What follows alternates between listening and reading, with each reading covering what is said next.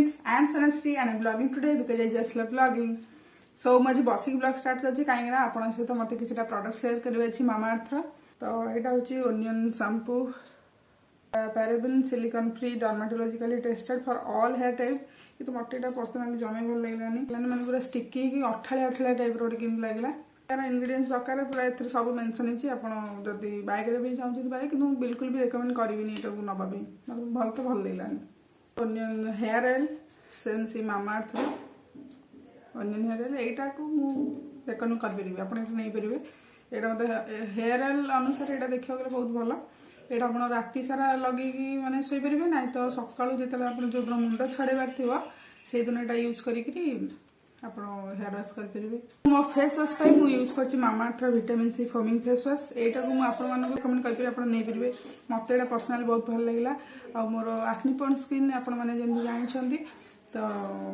एटा किछि भी side effect आरो नाही किछि साइड इफेक्ट नाही बहुत भल से क्लीन कर दोछि सिलिकॉन ब्रश सेतरा अछि दे पाखु देखि दोछि तो सिलिकॉन बहुत भल फॉर ऑल स्किन एलिमिनेटर जे सब स्किन पे एटा हे परबो एटा भी से paraben free silicone free dermatologically tested आपन जहाँ भी इंग्रेडिएंट्स ए बैक रे तार मेंशन कराई छी आपन चाहिले एटा नै परबे ता सता कैप दोछि मामा अर्थ सब मो फेवरेट प्रोडक्ट होची Mamaearth moisturiser apple cider moisturiser जोटा कि आपन जानछन्ते एप्पल साइडर मॉइस्चराइजर टा एक्ने स्किन पई केते भलो एटा होची oil free face moisturiser Mamaearth आ एप्पल साइडर विनेगर एथरे भी paraben free silicone free light and non greasy non comedogenic तो मते एटा भल लागला एटा 50-80 ग्राम रो रहउची आ जहाँ भी यार इंग्रेडिएंट सब इठी मेंशन कराई छी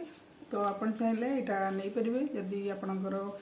ऑयल फ्री स्किन चाहछंती मामा अर्थ रो गोटे कथा कोन से जेति की प्लास्टिक यूज करछि सेति की रिसाइकल करछि आ आपण जदि मामा अर्थ रो मेंबर होछंती देन आपन नारे गोटे गच्छ आपन नारे से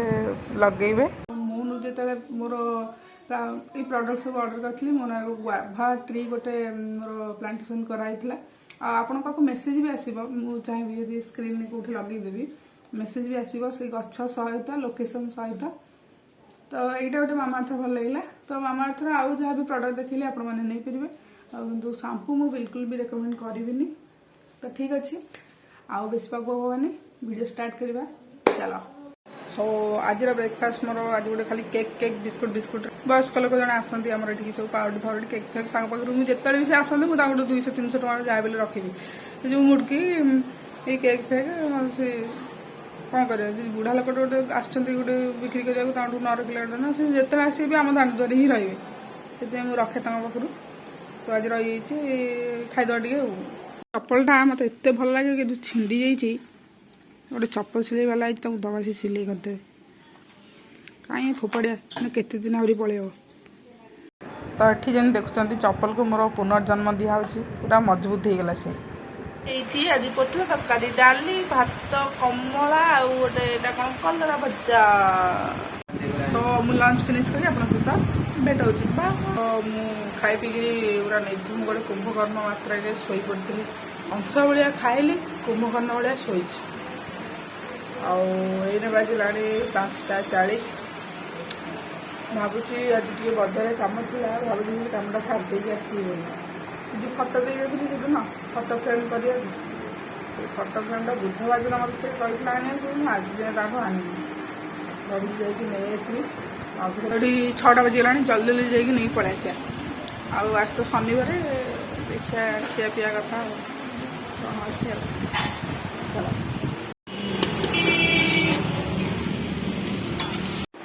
तो मुझे जो कम से कम तो है कि मो पेट पूजा का मुझे गोटे रोल आज शनिवार शिव जो देखो मत गोटे बाटे तो शनिवार खाएनि घर भी खाती जल्दी जल्दी खाईदे आडियो जब तुम मैंने देखुच I am sorry double egg रोलटा तो नांगाई फ्रेंड्स आज ब्लॉग एति जदि भल लगी देन लाइक शेयर सब्सक्राइब करने को जमा ही भूलें पुणी भेटा मो नेक्स्ट ब्लॉग रे ठीक अच्छे रहुची टाटा।